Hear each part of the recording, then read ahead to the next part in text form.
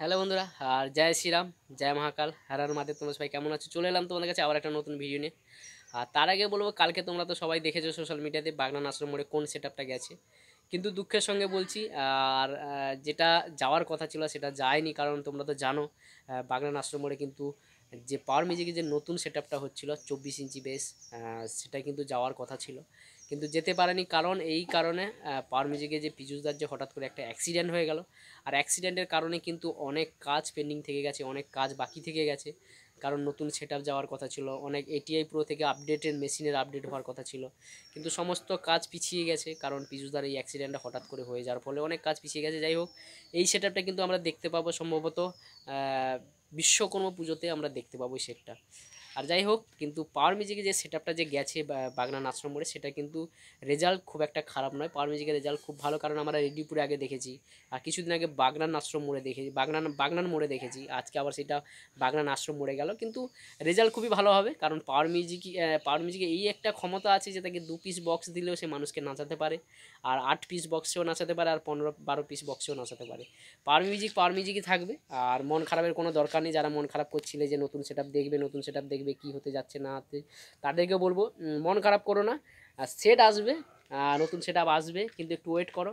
সম্ভবত বিশ্বকর্মা পুজোতে চালু সে টেস্টিং আসবে, আর নতুন মেশিনের আপডেট হবে। কিন্তু একটা কথা বলবো, পীযূষদাকে কালকে ছেড়ে দিয়েছে, তোমরা জানো। আর আমি কালকে বলেছিলাম পীযূষদাকে কালকে নার্সিংহোম থেকে ছেড়ে দিয়েছে, পীযূষদা কালকে বাড়ি চলে এসেছে। আর একটা কথা বলো, পীযূষদা খুব তাড়াতাড়ি সুস্থ হয়ে যাক, ভালো হয়ে যাক, তাতে পীযূষদা আরও যে কাজগুলো পেন্ডিং আছে সেগুলোকে তাড়াতাড়ি সেরে নেওয়ার চান্সটা বেশি থাকবে। কারণ একটা অসুস্থ হয়ে গেলে একটা নিজেরই প্রবলেম হয়, তেমন অনেক কিছুর প্রবলেম হয়। আর যাই হোক, আর বাগনান আশ্রম মোড়ের দিকে তোমরা সবাই চোখ রাখো, আর কি হচ্ছে না হচ্ছে, কীভাবে মানুষকে নাচাচ্ছে না নাচাচ্ছে কি। বাগনান মোড়ে কিন্তু দুজনেই কিন্তু হাড্ডাহাড্ডি সেরাচ্ছে, যে বাগনানে বর্মন আর হচ্ছে পাওয়ার মিউজিক। আর দুটো সেটই মারাত্মক আছে, আর দুটো সেটেরই আজকে মারাত্মক লেভেলে একটা রোড শো আছে। আর আমরা সেটাই রোড শোর দিকে দেখবো, আর চোখ রাখবো। আর কে ভালো বাজায় আর কে মানুষকে নাচাতে পারে, বর্মন না পাওয়ার মিউজিক, দুটো সেটই ভালো বাজাবে আশা করি। কারণ দুটো সেটই এখন বর্তমানে আমাদের মেদিনীপুরে সব থেকে দুটো সেটই বেশি নাম চলছে, বর্মন আর পাওয়ার মিউজিক। আর তারপরে কিন্তু থাকছে, এরপরে কিন্তু থাকছে উড়িষ্যার বালেশ্বরে আছে, উড়িষ্যার বালেশ্বরে। তারপরে বালেশ্বরে কিন্তু 2-4টে বুকিং আছে। তারপরে আরেকটা যেটা আপডেট শুনতে পাচ্ছি, সেটা এগরাতেও একটা আছে, যেটা গণেশ পুজোর উপলক্ষে। আর যাই হোক, তোমাদের সব কিছু আপডেট নিয়ে আমি আবারও আসবো। আর তোমরা সবাই চোখ রাখো, আর আমার ইউটিউব চ্যানেলে চোখ রাখো, আর বাগনান আশ্রমের দিকে চোখ রাখো।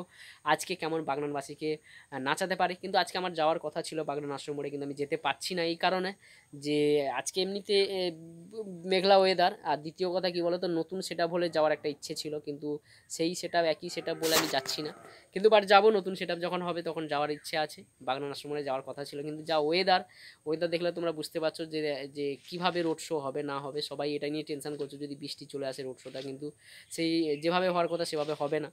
আর যাই হোক, সবাই চাইবো বৃষ্টি না হোক, আর ভালো মতো করে রোড শো হোক। আর তোমরা সবাই চোখ রাখো ইউটিউব চ্যানেলে, কে কেমন রোড শো করছে, কে কেমন বাজাচ্ছে, কে কীরকম মানুষের মন জয় করছে, সেটা দেখবো আমরা সবাই। আর চলো, ভিডিওটা এখানে শেষ করছি। সবাই ভালো থাকো, সুস্থ থাকো, আবার দেখা হচ্ছে রাত্রেবেলা বাগনান আশ্রম মোড়ে নেক্সট ভিডিও নিয়ে। টাটা।